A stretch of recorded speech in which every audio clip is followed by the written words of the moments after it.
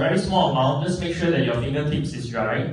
Alright, so when I apply, the person who is going through this demo must keep a straight face, cannot laugh. Okay, so your eyeballs look up, look up, okay.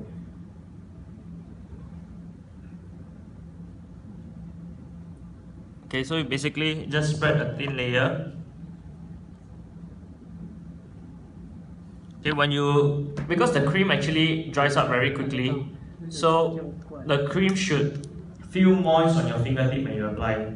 Right, so your chin down a little bit, chin down, okay, good.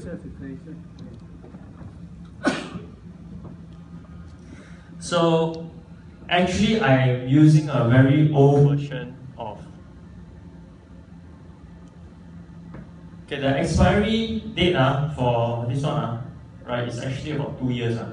Okay, so this is actually the new packing, and this is the old one that is about 1 year plus. So we'll try to see whether if it works or if it doesn't work, then I'll use the newer version of the cream. So basically, because the cream dries out very fast, so sometimes there are times where if let's say you do it on yourself, you may not see the result. Reason is not because the cream doesn't work on your skin, but rather the application is wrong. So what most people who do it for the first time, they have no experience, they tend to rub the entire eye.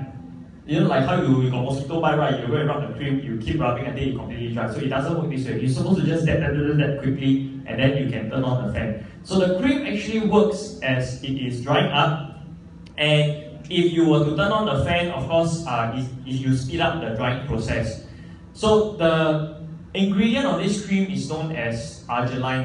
Alright, it's so-called. It works something like Botox. You know Botox? Botox you inject into the eye, right? But Botox sometimes got side effect. So this is actually a more natural and safer way of applying this cream. And this ingredient actually was featured in Dr. Oz show. You all know Dr. Oz, no?